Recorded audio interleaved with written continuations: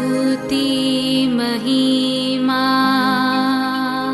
यीशु प्रभु जी, गाते आते हैं तुझ पास, जीवन जल के प्यास, एक ही तू है आस, जग निर्माता मुक्तिदाता, जीवन जल देखा, जीवन जल देखा, जीवन जल देखा। प्रभु यीशु मसीह के पवित्र नाम पर प्रेम भरा नमस्कार। प्रभु की असीम करुणा से पिछले 5 साल से शुभ संदेश चैनल द्वारा प्रस्तुत किए इस जीवन जल कार्यक्रम में आपका स्वागत करते हैं। यह कार्यक्रम बहुत प्रियजनों के जीवन में प्रभु यीशु मसीह पर विश्वास करके उद्धार पाने और मसीह जीवन के लिए एक आशीष का कारण हो गया है। प्रभु की महिमा हो। परमेश्वर का वचन कहता है, क्या ही धन्य है हर एक जो यहोवा का भय मानता है और उसके मार्गों पर चलता है। यही इस जीवन जल कार्यक्रम का उद्देश्य है कि आप अपने परिवार के साथ परमेश्वर के वचन में सच्चाई का मार्ग एवं प्रभु यीशु मसीह पर विश्वास के द्वारा सच्चाई का जीवन अनुभव कर सके। आपके और आपके परिवार का उद्धार और आशीष का कारण ठहरे, यही हमारी प्रार्थना है। इस कार्यक्रम का लाभ उठाते हुए आप इस विषय में जरूर अपने पड़ोसी और प्रियजनों के सूचित करें। साथ ही करस्पॉन्डेंट के माध्यम द्वारा मराठी, हिंदी और अंग्रेजी भाषा में बाइबल का अध्ययन भी कर सकते हैं। प्रभु का वचन सुने और आशीष पाए। आमीन। जीवन जल कार्यक्रम देखने वाले सभी दर्शकों को जगत के उद्धारकर्ता प्रभु यीशु मसीह के पवित्र नाम में नमस्कार। यूहन्ना अध्याय 7 और पद 37 में पवित्र शास्त्र वचन में ऐसा लिखा हुआ है, यीशु ने लोगों को पुकार कर कहा, यदि कोई प्यासा हो तो वह मेरे पास आकर पिए। जो मुझ पर विश्वास करेगा उसके हृदय में से जीवन के जल की नदियाँ बह निकलेंगी। प्रभु यीशु मसीह आपके प्यास को बुझाना चाहते हैं, आपके सवालों का जवाब देना चाहते हैं। तो आइए आज परमेश्वर के संदेश को सुनने से पहले अपने मनों को तैयार करें और इस मधुर संगीत का आनंद उठाएं।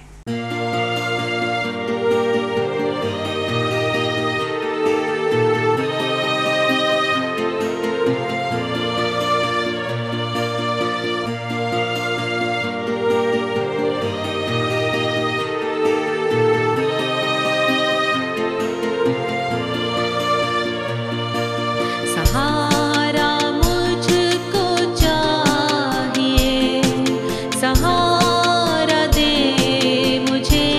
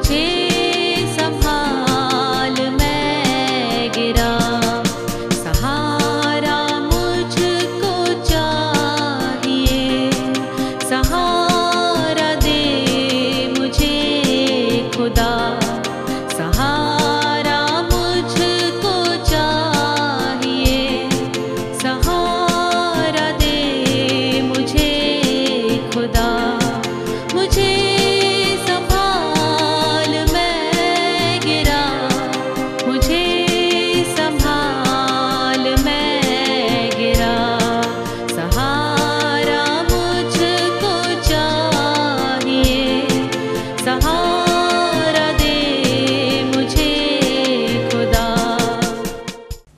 मरने के बाद जी उठना ये कार्य केवल परमेश्वर के द्वारा ही हो सकता है। साधारण मनुष्य के लिए यह असंभव है, परंतु परमेश्वर के लिए यह संभव है। जीवन जल कार्यक्रम में एक बार और हर एक श्रोताओं का हार्दिक अभिनंदन। मेरे उद्धारकर्ता प्रभु यीशु मसीह जो जीविता खुदा है, उसके पवित्र नाम में हम सब यहाँ पर जमा हुए हैं। आप अपने समय को निकालकर इस कार्यक्रम को देखने और सुनने के लिए अपना समय दिए हैं, इस टीवी स्क्रीन के सामने बैठे हुए हैं। और मुझे भी इस बात की खुशी है कि इस महान परमेश्वर ने मेरे जीवन में एक और अवसर दिया कि जीवित वचन को लेकर आप लोगों के साथ मुखातिब हूँ, आप लोगों तक परमेश्वर का वह जीवित वचन पहुँचाऊँ और उस अधिकार के साथ जो अधिकार परमेश्वर ने मुझे दिया है आप लोगों को संबोधित करूं। मेरे प्यारों, यह मेरी कोई विशेषता नहीं, मेरा कोई गुण नहीं, केवल और केवल परमेश्वर का अनुग्रह है। और उस महान परमेश्वर के सामने मैं शीश नवाता हूं, नतमस्तक करता हूं और उससे कहता हूं, परमेश्वर तू कितना महान है, तू कितना प्रेमी है, तू कितना दयालु है। उस परमेश्वर की पहचान में आने का प्यारों सौभाग्य परमेश्वर ने मुझे दिया। आप जो सुन रहे हैं आपको भी दिया है।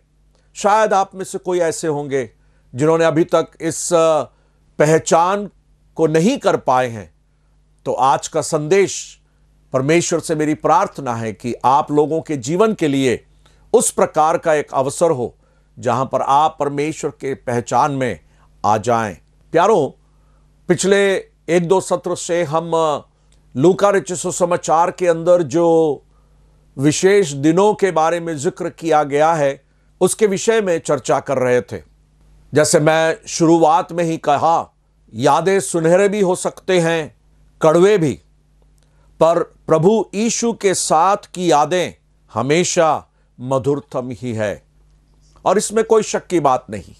तो उस प्रकार के दिनों के विषय में जब हम विचार कर रहे थे तो पहला हमने देखा देह धारण करने वाला दिन, यानी परमेश्वर जब देहधारी हुआ और इस संसार में जन्म लिया, या दूसरे शब्दों में, सरल शब्दों में कहा जाए, प्रभु यीशु मसीह के जन्मदिन का विषय, या प्रभु यीशु मसीह का जन्मदिन, जिस दिन जब प्रभु यीशु मसीह संसार में जन्म लिए।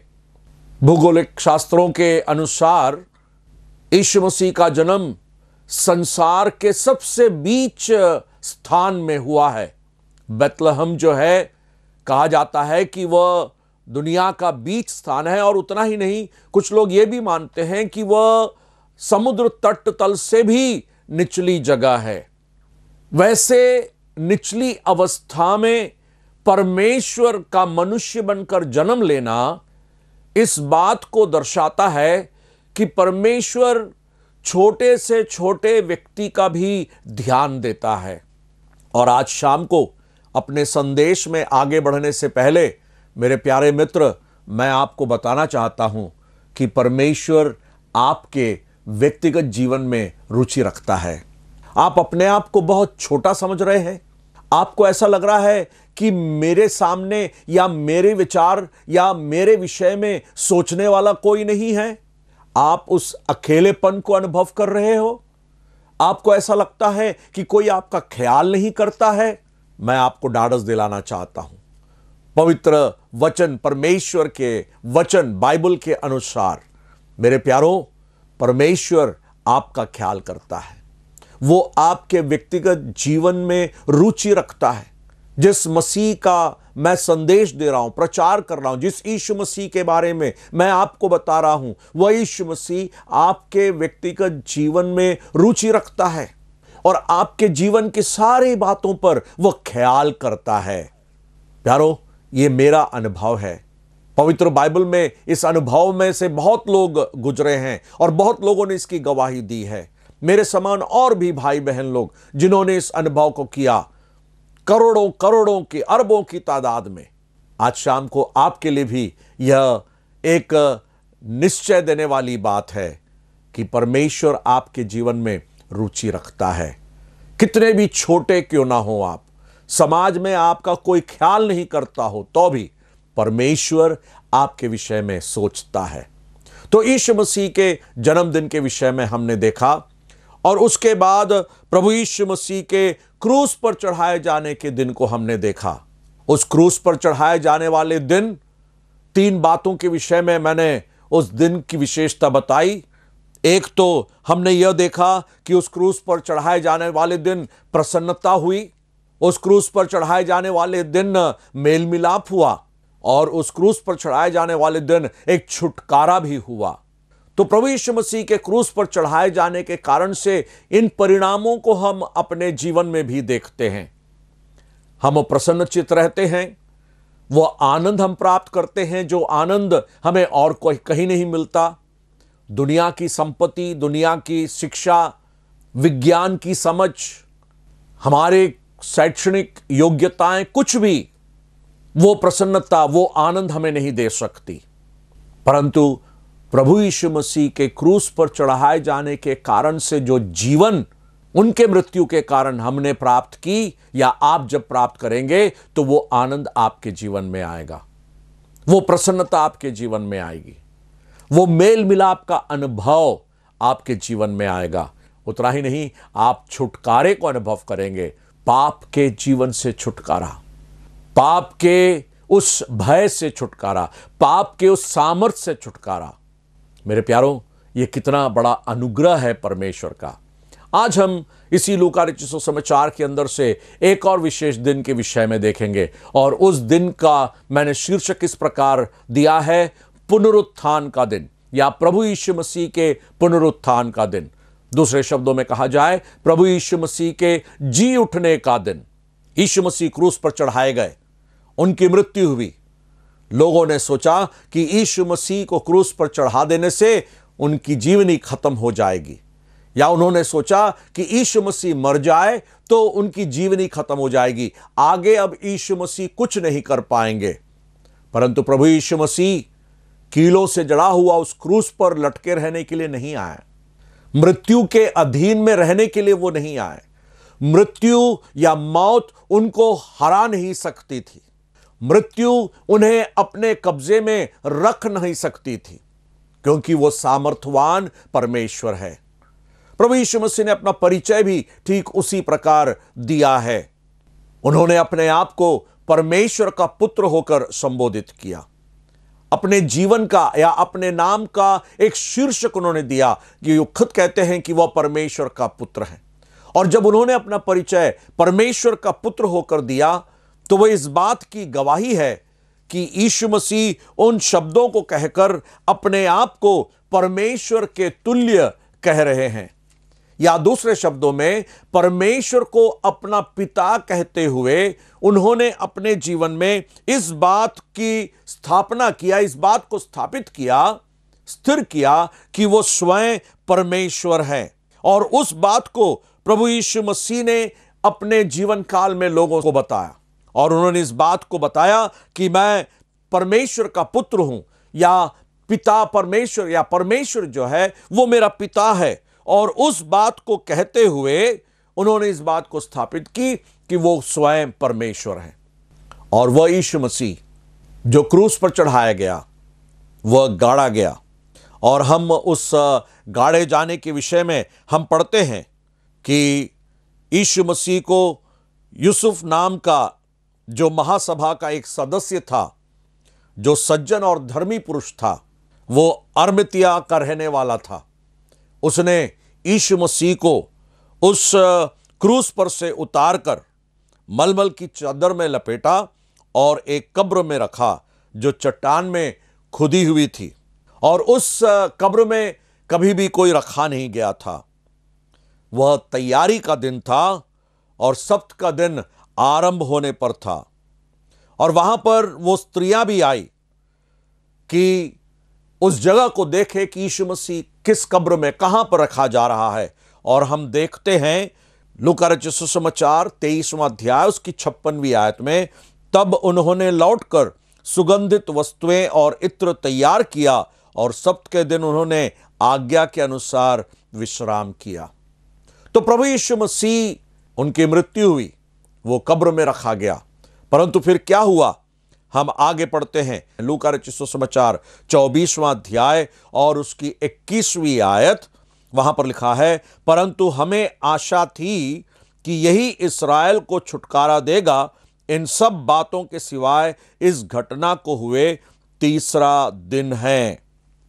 इम्माउस के रास्ते प्रभु यीशु मसीह के दो चेले जा रहे हैं, और उस इम्माउस के रास्ते जब प्रभु यीशु मसीह के चेले जा रहे थे, अचानक से यीशु मसीह उनको प्रकट हुआ। और हम वहां पर देखते हैं कि जब यीशु मसीह उनके साथ प्रकट हुआ और उनके साथ चलने लगा, तो वहां पर यीशु मसीह के विषय में ये दोनों चेले जिक्र कर रहे हैं। वो कहते हैं कि यह इस्राएल का छुटकारा होकर जो आया है, वो कहा था कि मरने के बाद तीसरे दिन जी उठेगा, और आज वो तीसरा दिन है। और फिर वो कहते हैं, और हम में से कई स्त्रियों ने भी हमें आश्चर्य में डाल दिया है, जो भोर को कब्र पर गई थी और उन्होंने वहां पर शव को नहीं पाया। इसका मतलब यह है यीशु मसीह मरने के बाद जी उठे। लूका रचित सुसमाचार 24वें अध्याय के 2री आयत में, उन्होंने पत्थर को कब्र पर से लुढ़का हुआ पाया, पर भीतर जाकर प्रभु यीशु का शव न पाया, और वे आश्चर्यचकित हो गए। प्रभु यीशु मसीह मृतकों में से जी उठे। मौत यीशु मसीह को रख न सकी। मरकर तीसरे दिन प्रभु यीशु मसीह जी उठे। अब इस पुनरुत्थान या जी उठने के सच्चाई के विरुद्ध कई प्रकार के तथ्यों को लाकर ये साबित करना चाहते थे कि प्रभु यीशु मसीह जी नहीं उठे या उनका पुनरुत्थान नहीं हुआ। कुछ लोगों ने कहा कि यीशु मसीह के शरीर को उसके चेलों ने चुरा लिया। मेरा सवाल यह है, अगर यीशु मसीह के शरीर को चेलों ने चुरा लिया, तो रोम साम्राज्य क्या इतनी कमजोर थी कि उस चुराए गए शव शरीर को इन चेलों के द्वारा वापस रखवाए? एक तो चेले इतने डरे हुए थे, वे लोग अपने आप को कमरे में बंद कर रखे थे, और क्या इनमें इतनी हिम्मत कि उस कब्र में जाए और कब्र के उस पत्थर को लुढ़का दे जिसमें रोम साम्राज्य की मोहर, पिलातुस उसकी मोहर लगी हुई है, सिपाही पहरे दे रहे हैं, और वहां पर उनके बीच में जाकर ये शव शरीर को चुरा ले? उस समय उस प्रकार की कहानी प्रचलित हुई। मत्ती रचित सुसमाचार 28वां अध्याय और उसके 13वीं आयत में हम यह पढ़ते हैं, यह कहना कि रात को जब हम सो रहे थे तो उसके चेले आकर उसे चुरा ले गए। कितनी अजीबोगरीब बात है। प्रभु यीशु मसीह के पुनरुत्थान की सच्चाई को झूठ कहते हुए सच्चाई को छिपाने की कोशिश कर रहे हैं। आज भी वैसा होता है, झूठ के आधार पर सच्चाई को छिपाना। मुझे नहीं मालूम आप उस प्रकार के काम में लिप्त हो या नहीं। मेरे प्यारों, सच्चाई को झूठ से छिपाया नहीं जा सकता। यीशु मसीह मरने के बाद जी उठे हैं, इसमें कोई शक की बात नहीं है, और बाइबल के अंदर इन बातों का प्रमाण मैंने आपको पढ़कर सुनाया। कुछ लोगों ने कहा कि किसी और ने प्रभु यीशु मसीह के शव शरीर को चुरा लिया और इसलिए प्रभु यीशु मसीह के चेलों ने खाली कब्र को देखा। मेरे प्यारों, ऐसा भी कैसे हो सकता है? इतने सामर्थ्यवान साम्राज्य और सम्राट के उस दृष्टि से वे लोग कैसे बच सकते हैं जो यीशु मसीह के शव शरीर को चुरा ले जा रहे थे? कभी यह हो सकता है, कभी भी नहीं हो सकता। हम थोमा के बारे में पढ़ते हैं कि किस प्रकार थोमा ने इस बात को कहा कि जब तक प्रभु यीशु मसीह के पंजर में और कीलों के उस छेद पर अपनी उंगली न डालूं, तब तक मैं विश्वास नहीं करूंगा। और यीशु मसीह प्रकट हुए और थोमा ने उस काम को किया, और थोमा यीशु के चरणों पर गिरकर कहता है, हे मेरे प्रभु, हे मेरे परमेश्वर। वो इस बात का इकरार करता है। प्रभु यीशु मसीह मरकर जी उठे, मृत्यु पर उन्होंने विजय को हासिल किया। जब हम रोमियों की पत्री पढ़ते हैं तो उस पुनरुत्थान के सत्य को पौलुस वहां पर वर्णन करता है। रोमियों की पत्री 1 अध्याय उसकी 4 आयत, और पवित्रता की आत्मा के भाव से मरे हुओं में से जी उठने के कारण सामर्थ के साथ परमेश्वर का पुत्र ठहरा है। सामर्थ के साथ परमेश्वर का पुत्र ठहरा है। यीशु मसीह मरने के बाद जी उठा और परमेश्वर का पुत्र होकर वो ठहराया गया है, या दूसरे शब्दों में वह स्वयं परमेश्वर ठहराया गया है। उतना ही नहीं, जब हम रोमियों की पत्री 4 अध्याय और उसकी 25वीं आयत, वह हमारे अपराधों के लिए पकड़वाया गया और हमारे धर्मी ठहराने के लिए जिलाया भी गया। हमारे धर्मी ठहराने के लिए जिलाया भी गया। यीशु मसीह अगर केवल मरकर खत्म हो गए होते और उनकी जीवनी खत्म हो गई होती, तो मेरे प्यारों, यीशु मसीह सबसे बड़ा धोखेबाज होता, उसके चेले सबसे बड़े धोखेबाज होते। यीशु मसीह का जन्म, यीशु मसीह का जीवन, यीशु मसीह की मृत्यु, यह सब एक सामान्य बात हो जाती। मरियम जो यीशु की माता है, वो एक व्यभिचारिणी ठहरती। यीशु मसीह जो है वो व्यभिचारिणी का पुत्र ठहरता। यीशु मसीह धोखेबाज रहता। स्वर्गदूतों ने जो यीशु के जन्म के विषय में ऐलान किया, वे लोग झूठे ठहराए गए होते, उसके चेले झूठे गवाह ठहरते। परंतु ऐसी कोई बात नहीं है। प्रभु यीशु मसीह मरने के बाद तीसरे दिन जी उठे, और जी उठे इसलिए ताकि उसके जी उठने से हम धर्मी ठहराए जाए। परमेश्वर के नाम की स्तुति हो। हम धर्मी ठहराए जाते हैं प्रभु यीशु मसीह के जी उठने के कारण से। और इसलिए जब हम कुरिन्थियों की पत्री उसके 15वें अध्याय को पढ़ते हैं, वहां पर पौलुस ने उस विजय की वाणी को रखा, या विजय की घोषणा को करता है, और वहां पर लिखता है उस पुनरुत्थान के सामर्थ के विषय में कहते हुए कहता है, हे मृत्यु तेरी जय कहां रही, हे मृत्यु तेरा डंक कहां रहा। ना मृत्यु जयवंत है और ना मृत्यु का डंक बाकी है, क्योंकि अंत का शत्रु, आखिरी शत्रु जो मृत्यु है, उस पर भी विजय को प्रभु यीशु मसीह हासिल किया है और उसको भी वह हरा रहा है। मृत्यु अब मनुष्य के जीवन पर हावी ना होगी, क्योंकि यीशु मसीह मरने के बाद जी उठे।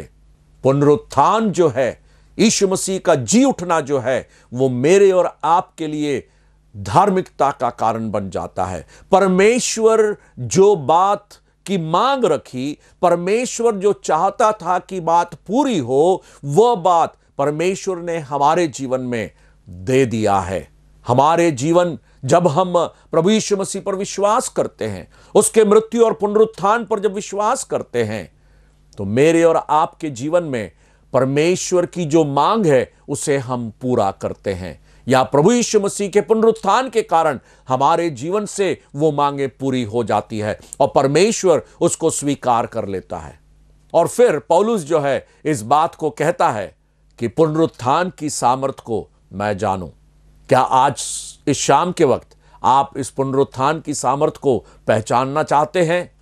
अपने जीवन में पुनरुत्थान की सामर्थ को क्या आप अनुभव करना चाहते हैं?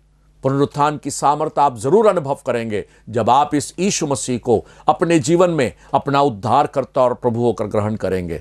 और जब आप ये करेंगे, आपके जीवन में उम्मीद आएगी। मृत्यु के बाद आप भी मरकर जी उठेंगे, और वो जी उठना हमेशा के राज्य के लिए होगा।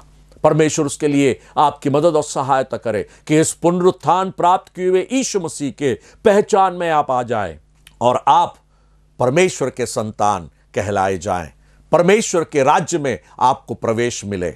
हम इन बातों का विचार आगे भी रखेंगे। परमेश्वर उसके लिए हमारी मदद और सहायता करे। प्रार्थना के साथ हम इस सत्र को समाप्त करेंगे। पिता परमेश्वर, हम धन्यवाद देते हैं पुनरुत्थान जो प्रभु यीशु मसीह ने पाई है, यीशु मसीह के जी उठने की घटना जो है वो कितना ही सत्य है, और उसकी जानकारी आपने हमें दी, उसके लिए धन्यवाद देते हैं।